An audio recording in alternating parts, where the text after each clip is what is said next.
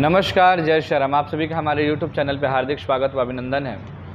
मैं आचार्य रितेश पांडे, ज्योतिष एवं वास्तु विशेषज्ञ, आज पुनः आप सभी के बीच प्रदोष के व्रत को क्यों रखा जाता है, प्रदोष के व्रत को रखने से क्या कुछ फल मिलता है, प्रदोष के व्रत में क्या कुछ खाना चाहिए और क्या कुछ त्याग करना चाहिए, प्रदोष की व्रत की कथा जो प्रचलित कथा है वह क्या है और कब से व्रत इस प्रदोष का रखा जाता है, इन तमाम विषयों पर आज हम लोग चर्चा करेंगे। इस वीडियो को प्रारंभ करने से पूर्व आप सभी से मेरा निवेदन है कि आपने अभी तक हमारे चैनल को सब्सक्राइब नहीं किया तो प्लीज़ सब्सक्राइब करें, लाइक करें और पसंद आने पर अत्यधिक लोगों में शेयर करें।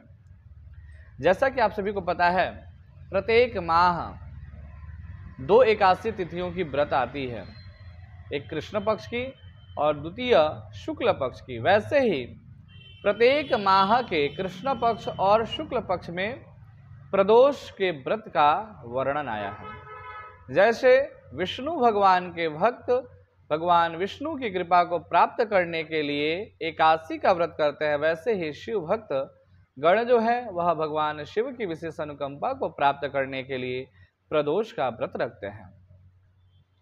तो आज हम बात करेंगे इन दोनों ही व्रतों का मुख्य रखने का मुख्य कारण क्या है। तो शास्त्रों में ऐसा वर्णन है कि चंद्र दोष को दूर करने के लिए, चंद्रमा के दोष, कुंडली में जो चंद्रमा दोष आदि होता है उनको दूर करने के लिए इन व्रतों का विशेष रूप से शास्त्रों में वर्णन है, व्रत रखने का विशेष रूप से वर्णन है। तो ऐसे में जो प्रदोष तिथि के व्रत का संक्षिप्त कथा है, आज हम उसका वर्णन करेंगे। पद्म पुराण की एक कथा है जिसके अनुसार चंद्रदेव अपने 27 पत्नियों में से सिर्फ एक पत्नी, जिनका नाम रोहिणी था, उनको अत्यधिक प्रेम करते थे। इसे देख कर के बाकी की जो 26 उनकी पत्नियां थीं, वह अपनी अवहेलना या उपेक्षित अपने आप को समझ करके चंद्रदेव को उन्होंने श्राप दिया कि तुम कुष्ठ रोग से पीड़ित हो, जिसके कारण चंद्रदेव जो है कुष्ठ रोग से पीड़ित होने के कारण मृत्यु तुल्य कष्ट को प्राप्त हो गए। वह उन्हें मृत्यु तुल्य कष्ट मिलने लगा। इस कारण को देखकर वह बड़े ही चिंतित होने लगे और फिर अन्यत्र देवताओं से उन्होंने सलाह लिया कि इस समस्या के निवारण के लिए हमें क्या कुछ करना चाहिए। तब अन्य देवगणों ने उन्हें सलाह किया कि आप भगवान शिव का व्रत करें, भगवान शिव की उपासना व व्रत के द्वारा ही आपके इस रोग से, इस कष्ट से निवृत्ति आप प्राप्त कर सकते हैं। तो ऐसे में भगवान चंद्रदेव ने भगवान शिव की उपासना प्रारंभ की और उस उपासना के द्वारा, उस तपोबल के द्वारा उन्होंने भगवान शिव को प्राप्त किया और भगवान शिव उन्हें दर्शन दिए और साथ ही साथ उनके जो कुष्ठ रोग थे उन्होंने उन कुष्ठ रोगों को हरण कर लिया। साथ ही साथ भगवान शिव ने चंद्रमा देव की कठिन तपस्या को देखकर स्वयं अपने लीलाट पे उनको स्थापित कर लिया। तो इस कारणवश प्रदोष के व्रत को रखने का विधान शास्त्रों में आता है। चंद्रमा के कुष्ठ रोग को दूर करने के लिए जो चंद्रदेव ने प्रदोष का व्रत किया था, उस प्रदोष के व्रत के द्वारा उनका जो रोग दूर हुआ, तभी से इस प्रदोष तिथि का व्रत का प्रचलन जो है प्रारंभ हो गया। और जिस स्थान पे भगवान चंद्रदेव ने शिव जी की उपासना किया था, उस स्थान पे उन्होंने भगवान शिव को अपना स्वामी समझकर स्थापना किया था। इसलिए उस स्थान को आज हम लोग सोमनाथ के नाम से जानते हैं। अब बात करते हैं दूसरी कथा के बारे में।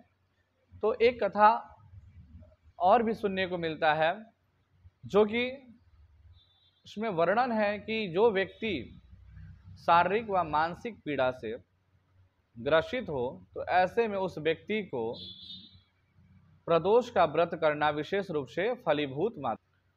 दूसरा जो है, इसमें एक विधवा ब्राह्मणी और शांडिल्य ऋषि की कथा के माध्यम से इस व्रत की महिमा का हमें वर्णन मिलता है। जो कि हमने पद्म पुराण की यह कथा सुनी है, वह एक विधवा ब्राह्मणी और शांडिल्य ऋषि के कथा के माध्यम से हमें सुनने को प्राप्त होता है।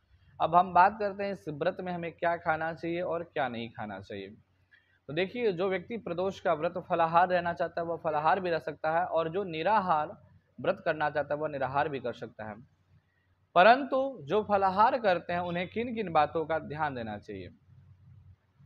वैसे प्रदोष के व्रत में सिर्फ हरे मूंग का सेवन करना विशेष महत्वकारी बताया गया है, क्योंकि हरा मूंग जो है पृथ्वी तत्व है और यह हमारे मंदाग्नि को शांत करने वाला होता है। इसलिए शास्त्रों में वर्णन आता है कि प्रदोष के व्रत में हरे मूंग का सेवन करना विशेष रूप से फलीभूत होता है। लेकिन अगर आप फलाहार रह रहे हैं तो फलाहार में आपको सादा नमक, वैसे सेंधा नमक भी नहीं खाना चाहिए, लेकिन अगर आप रोगी हैं या नमक के बिना आप नहीं रह सकते हैं तो सेंधा नमक आप यूज कर सकते हैं।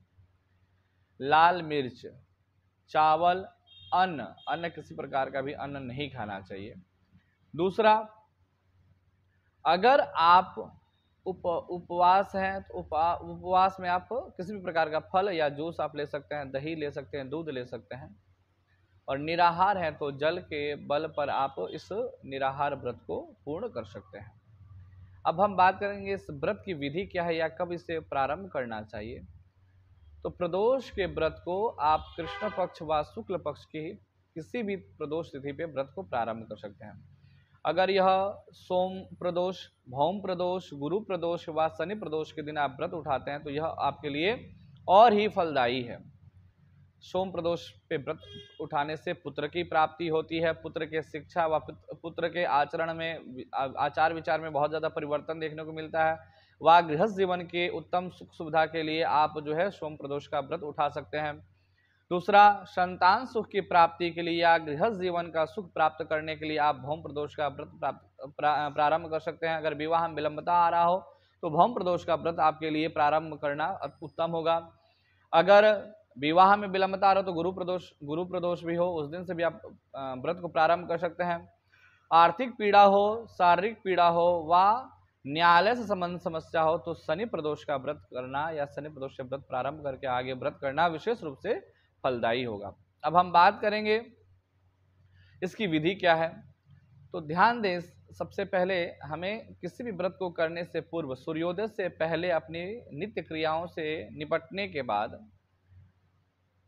सर्वप्रथम स्नान आदि से निवृत्त होकर के हमें स्वच्छ वस्त्र पहनना चाहिए और निकट के किसी शिवालय में सुबह और सायं बेला, गोधूली बेला में मंदिर जाकर भगवान को जल से, पंचामृत से पुनः जल से स्नान कराने के बाद उनको कलावा का वस्त्र या वस्त्र अर्पण करना चाहिए, फिर यज्ञोपवीत चढ़ाना चाहिए, फिर पुनः उपवस्त्र आदि अर्पण करने के पश्चात उन्हें आप तिलक करें, अक्षत अर्पण करें, दुर्वा, बिल्वपत्र, भांग, धतूरा, अर्क का पुष्प, शमी का पत्र, इन तमाम प्रकार की इन पत्र पुष्पों से भगवान शिव का श्रृंगार करें और फिर धूप दीप नैवेद्य यानी धूप दीप दिखाकर भगवान को नैवेद्य अर्पण करें और फिर तांबूल अर्पण करें और दक्षिणा आदि अर्पण करके भगवान से प्रार्थना करें, हे प्रभु, हम श्रद्धा निष्ठा भाव से आज आपके निमित्त व्रत रख रहे हैं, आपकी कृपा हम पर बनी रहे, हम आपके भक्त बने, हमारा परिवार आपका जो है अनुकरण करे,